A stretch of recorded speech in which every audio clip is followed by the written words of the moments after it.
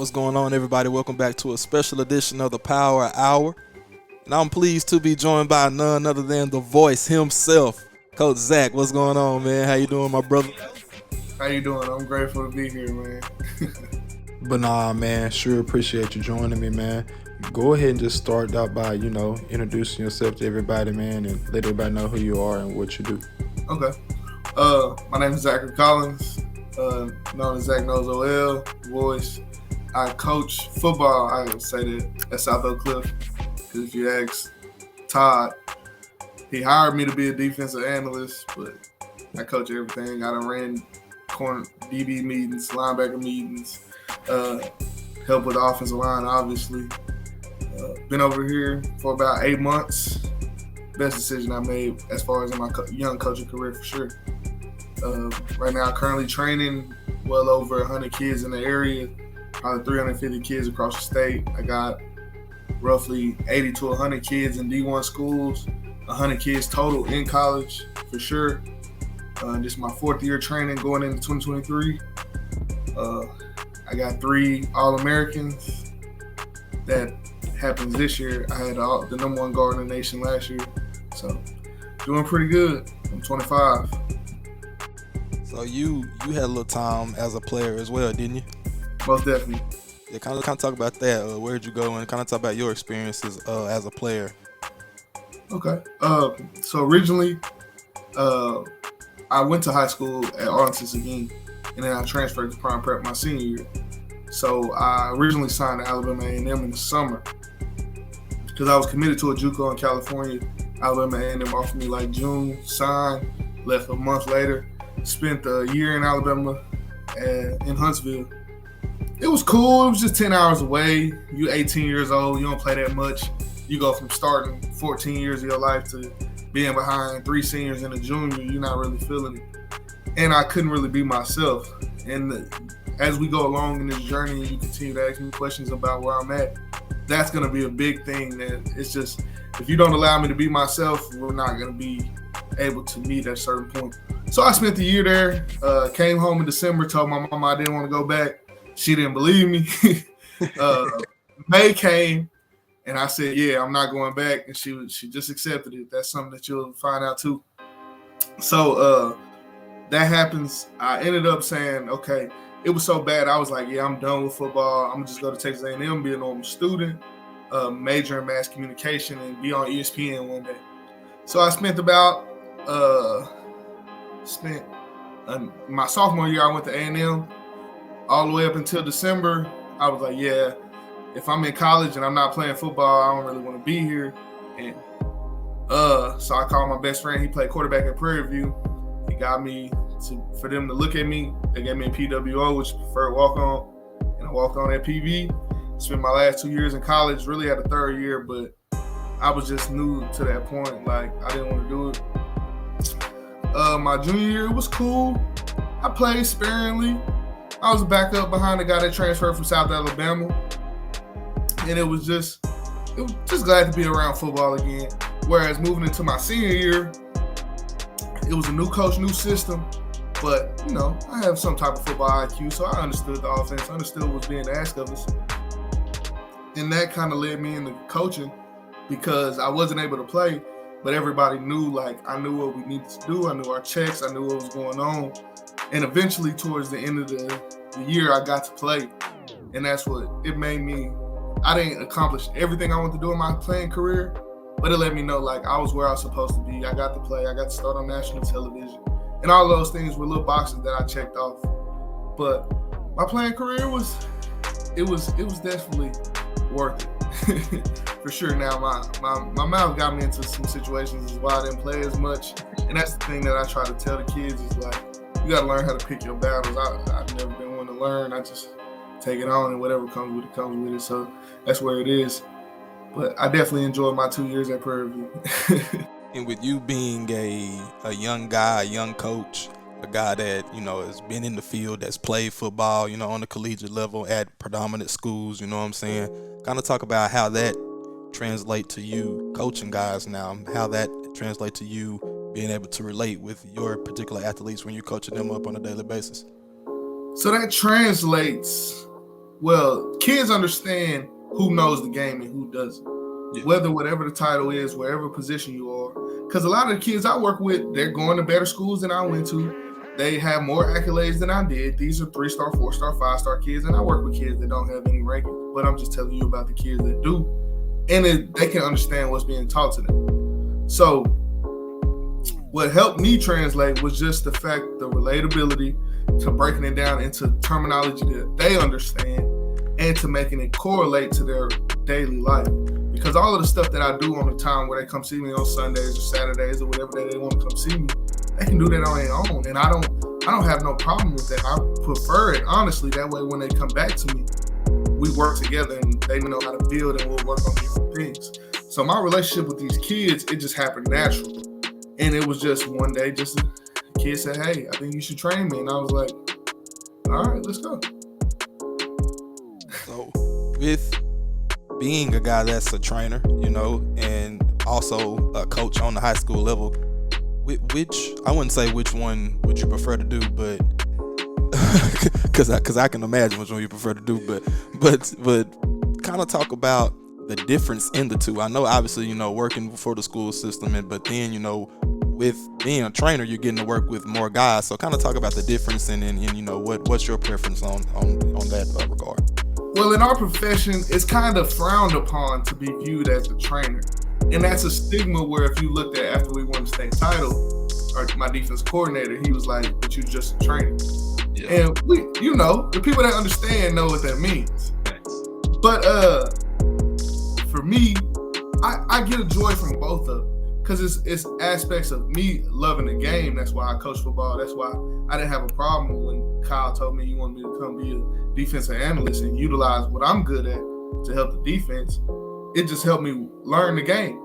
But as far as training, spending an hour and a half, 2 hours of just making a lineman better and seeing the growth from the first time I see him when he's in the 8th grade and he can't even get in the stance to now, he's a junior. And he has an offer to some place that he probably wouldn't have had an offer to anyway. But it's not solely on me. It's the fact that the principles that he's been taught help him grow into who he is. And that's really what training allows, is it allows you to see how these kids are affected, the ones that you deal with every day as a coach, and then the kids that you see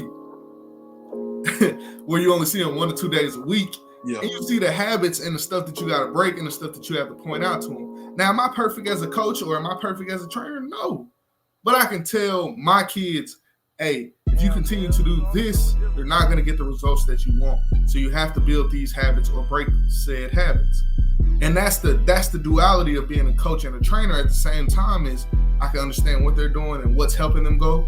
Or I can be like, hey, the stuff that y'all doing is cool, but in order for you to be the type of lineman that you want to be, you have to add this from the days outside of school. So that's the thing. And luckily I'm in a place that allows me to be who I am and not have to conform to said rules, because I'm not really, somebody you can make do anything. All right, so kind of talk about some of the guys that you've had the privilege of training. I know you're in the DFW, which is big time guys, you know what I'm saying? A lot of athletes on a year-to-year basis. So kind of talk about some of the guys that you've been fortunate to kind of train. We'll start with the beginning of it, which will be Caleb Rogers, who currently has been a 2-year starter at Texas Tech and really played all 3 years since he's been there. He introduced me to probably my next longest tenured client, which would be Joey Glendenning, who's a junior at Mansfield Lake Ridge. He currently has like a SAGU offer, which that's the thing, is people have this other stigma about being a trainer. It's like, I only want to attach myself to high-level clients and all of that. And it's really about, I'm just investing whoever invests in me, whether the kid is a 5-star like DJ Campbell, who's going to end up being a 2 to 3 year starter at Texas and probably being a first-day draft pick, or, somebody like Joey or Isaiah or Ryan Nettles, or just great high school kids that'll be great men. Because that's the other part of this, is I've had 30 to hour-long conversations with these kids after the workout session, and it's like, it's not so much about what your parents are buying you when they do the session with me. It's more so of you understanding, like, you have something where you are invested in. Like, my daddy didn't have $50 to give to a man every week that he could have made me a better offensive lineman. It just wasn't possible in my household. It just wasn't. Your parents are making investments into your life because you enjoy this game. Why are you not rewarding them in everything that you do? Not just this workout with me, because like I said, majority of the time I'm not there during the week.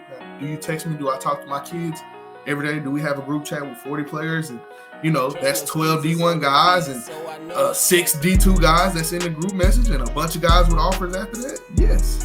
That's what you get when you work with me. It's a network of kids wanting to be a part of something.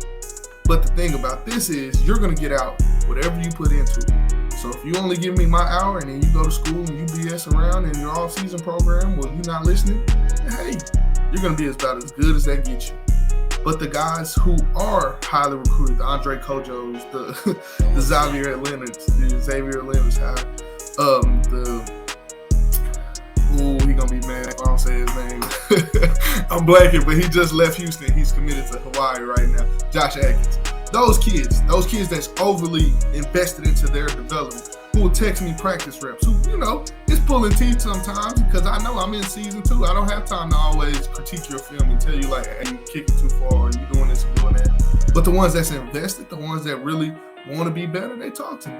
And we get to where we want to get to. And that's how I created relationships with DJ, whereas, he was the number 1 guard in the country. He's going to eventually start at Texas. And he's going to be probably my highest rated person that I worked with. And that, you got to think that's year 2 and 3. But allowing those guys to even be in those rooms, because you got to think these kids are all about seeing it, and then it's like, okay, so now it's a reality. Because Caleb or Jacoby are mammoths. Caleb 6'5", Jacoby 6'7", 330. Like, you don't look like that. But you come over here to Devon, and he's 6'2", 310. But you're nowhere near the athlete he is. But you get to see it, and you get to see him work.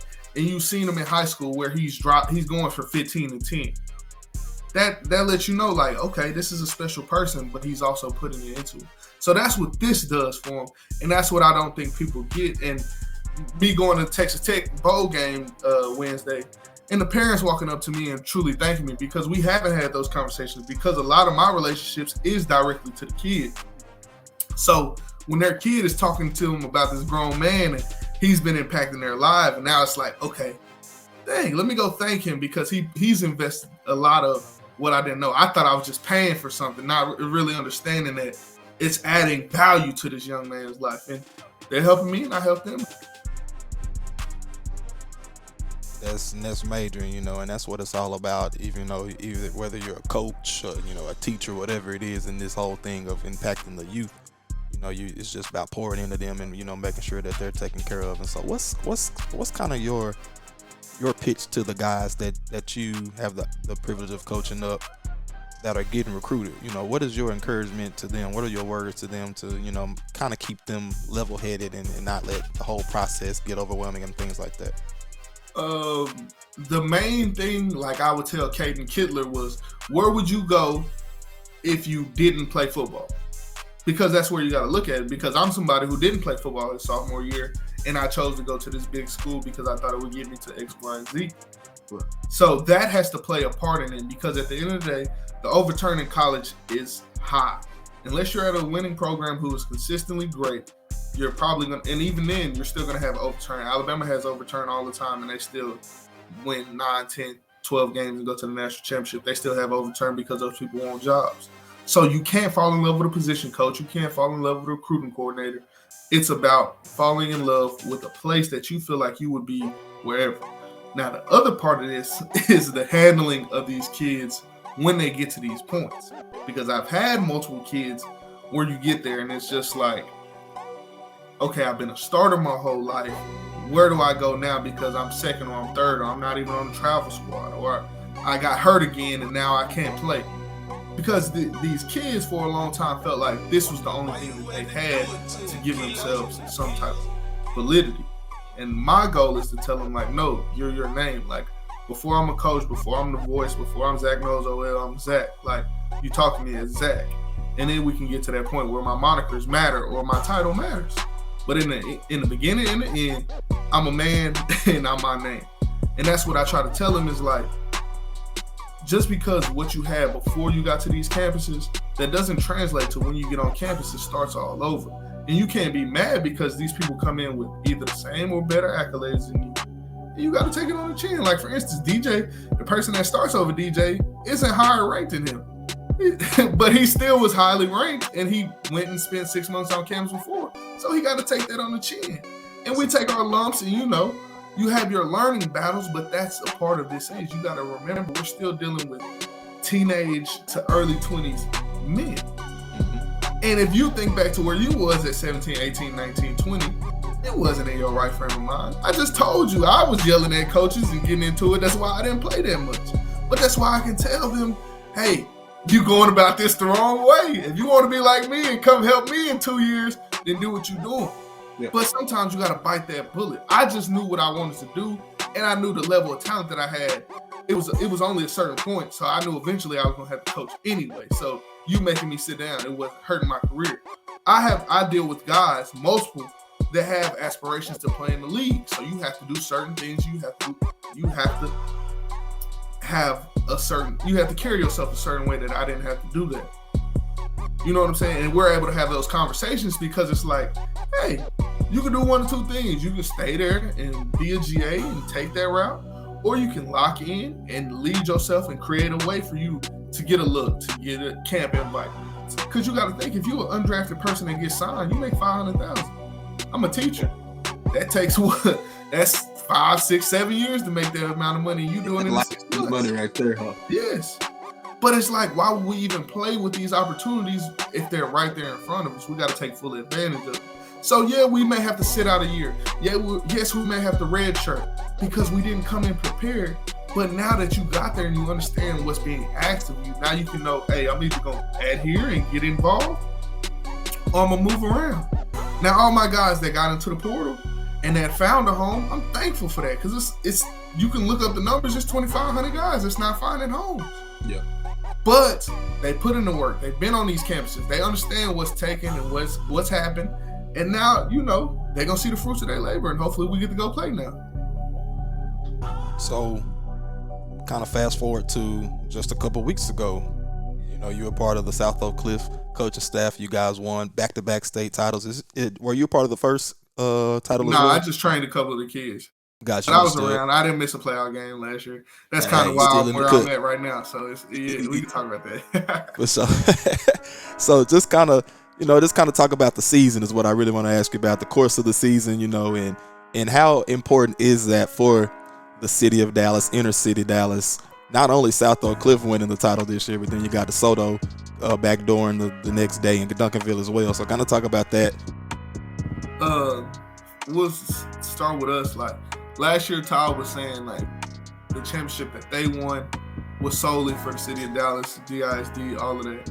And then moving on to this year, it was strictly for us, like the coaches, the kids, or whatever, because they felt like they gave up the first one. And now this one was the one that they earned because now let's talk about the season. So you open up the season, you 0-3. It's 7-7 at halftime with Duncanville.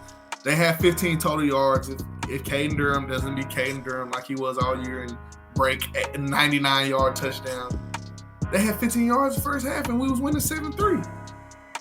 You know what I'm saying? Yeah. But nobody talks about that, nor do they talk about how that's the lowest scoring total that they had all year. But we're going to keep on moving forward. Then we move on to Lancaster. And Lancaster is where the bludgeoning happened. Lancaster was a waking up call because you thinking about it. You looked at the season and it goes, Duncanville, obviously you take every opponent head on. But it was Duncanville and DeSoto was like, these were the measuring sticks. Yeah. And then Lancaster is in the middle like, nah, you got to pay attention to us too. Because if you look at it, look at what Longview was doing all season until they played Lancaster. It was 50, 60, 40 points. And then play Lancaster is 14-14 at the end of the game. And if they don't have that fumble, it's really a Lancaster ball game. If you don't whole different score then.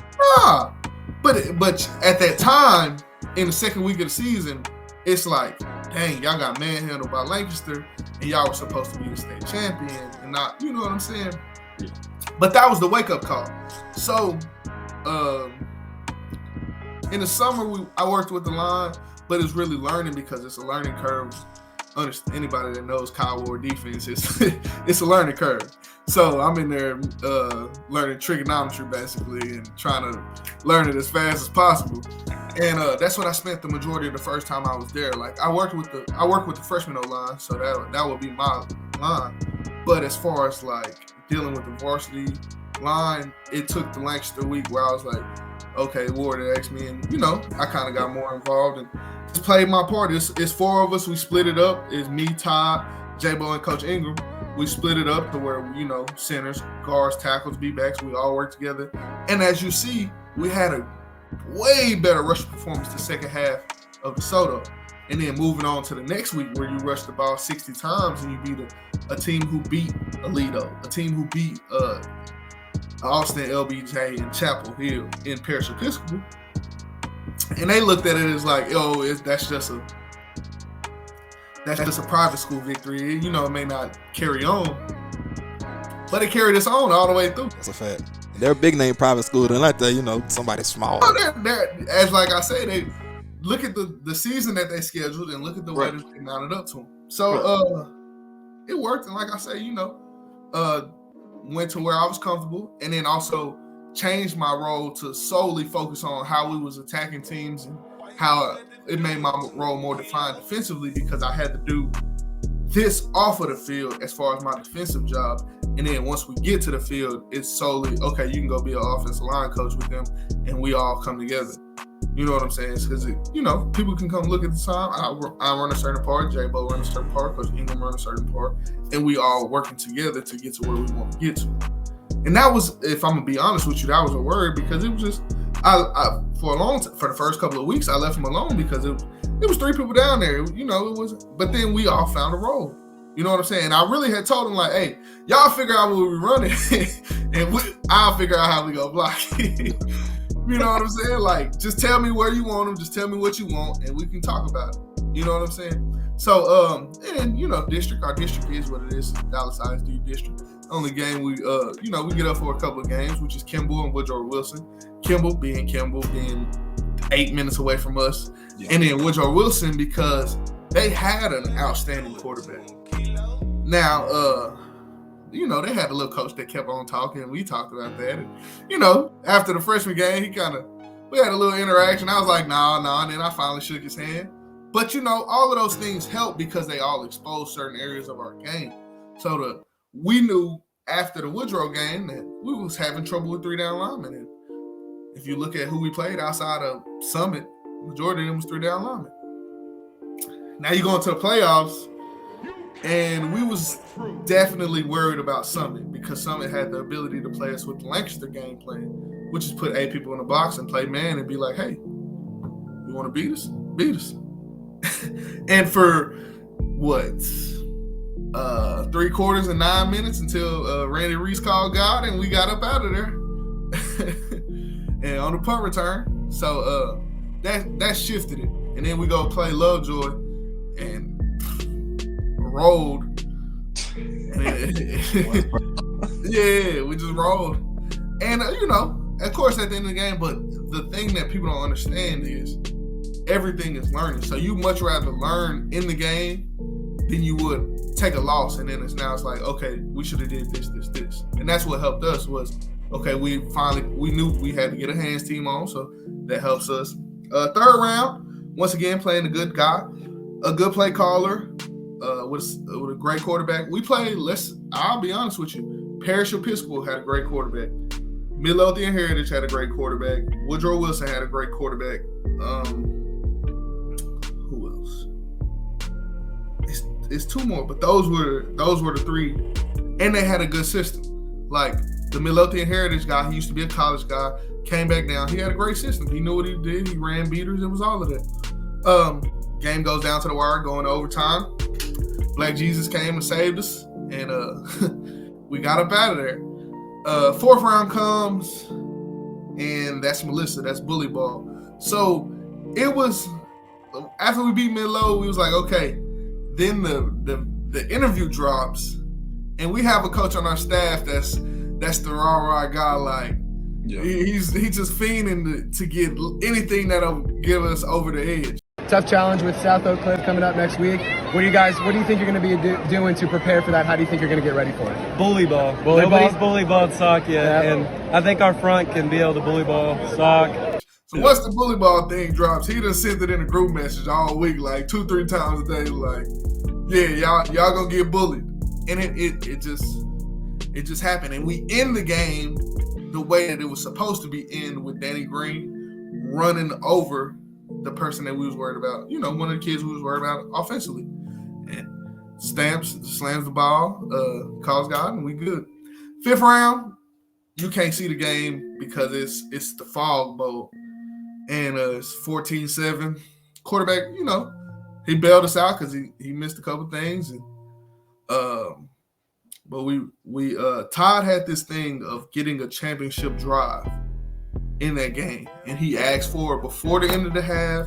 He asked for it in the 3rd quarter, and then it finally happened when it did, when we drove all the way down the field and scored on 22-20 play drive. And it was just something that, you know, we won a TAPS high school championship, and, you know, people that look down at that, like, I don't really even claim it. But they have championship pedigree. Todd has championship pedigree. Yeah. Ward has championship pedigree. This team had championship pedigree. You got to think how many kids they had returning. But for you to be able to fight and find a way, and that was the theme of the entire playoffs, was just figuring it out, finding a way. No matter whether it was we were scoring 40 points or 35 points, but we scored 14 and 12 points. As long as you win the game, it doesn't really matter. So we had found a way. And then you get to state and walking out there, and, you know, I'm from Arlington, so I text kids, like, just get me back to where I'm from. So, you know, walking out in the stadium, just seeing it, just all the lights. And that was probably just watching the flow of it. It was going like we knew what was happening. So go out, score early. And I mean, it happens. They try one of our more corners who peaks, and it is what it is. But once they got the safety, it was over after that. It was just over. You could just feel it, just the momentum just turning. And then Trey catches the fade, slams it down, and then you just see the lead just dwindling. And then we get another safety. And it was all that she wrote. Once the pick 6 happened, it was that time. But once again, that's another team where you got to think these coaches came from South Lake Carroll and Westlake, and this is the son of Katy football. So these are, if you look at who we went through, it wasn't like we just got this championship just because we were soccer and we just walked in like, nah, we're gonna win. Like, we were tested every single way. It's plenty of people who thought Lovejoy would win state. There's plenty of people who thought Argyle or Melissa would win state. You know what I'm saying? It's plenty of people who thought that Liberty Hill would go back to state. But this team on the other side beat Liberty Hill. They beat Fort Bend Marshall. So this is something that was definitely earned, and gradually you just see it through the weeks, and it was just flowing. As far as we looked up one day and it was December, and I'm like, dang, like, it don't even feel like it. Here we You know are. what I'm saying? So I guess in closing, my last question might be for you. What are some of your goals and some of your aspirations outside of being, you know, Zach the trainer, Zach, you know, the voice, and you know, being Coach Zach? What are some of your goals that you want to achieve for yourself? For myself, the biggest goal is just keep on making the impact the way that I do on a higher level. Figuring out a way for it to grow. People always ask me all the time what I really want to do, and I tell them my lock screen is the top 10 highest paid coaches in college football that coach offensive line. So what I want to do is there every day. But what I do right now is definitely fulfilling. Helping these kids, giving them to what they want to do, helping them understand how offensive line translates to real life, as you can attest. At the end of the day, nobody cares what you have to do to get what you're going to. You got to get there. And they only see it when it's bad. As an offensive lineman, they don't care that you don't block that person's 59 of the 60 plays. You give up that sack or you give up that TFL, you're going to be called terrible. That's just the way of life. And that's how it is being a man. Your objective is to produce. Whatever you have to do, your job is to produce. They don't care about what happened, who died, who did this, any of that. You got to keep going. Lost 2 family members during the season. A couple of coaches. Got a coach, mom battling cancer. We still had to go up there every day. And that's the thing. It's just perseverance. And that was another thing for just the season. And it's been a theme in my life is just keep going. You don't have no other choice. It ain't going to stop. I mean, you still woke up. Like you said at the beginning. It'd be different when we wake up. We woke up. So we got to keep going. That's a fact. Yeah. Nah. But that's what I want to do. Go be a college coach. That's real, man. And I know you can do it. And I wish you all the well, man, along the journey, brother. I appreciate that. Yes, sir, man. Appreciate you joining me on the Power Hour, man. Good luck to you along the journey, man. And what other sports do you coach? You just coach football? You coach anything else? Man, SOC. This is the place to be. All I got to do is my job. My job is done for right now. So now we go in the off season, and I get to train the kids during the off season, whether it be football period or advisory. And after that, they let me be Zach. That's what it is. That's what it is. Man, take it easy, man. Much love to you, brother, and I'll be hollering at you, man. Thank you. All right, bro.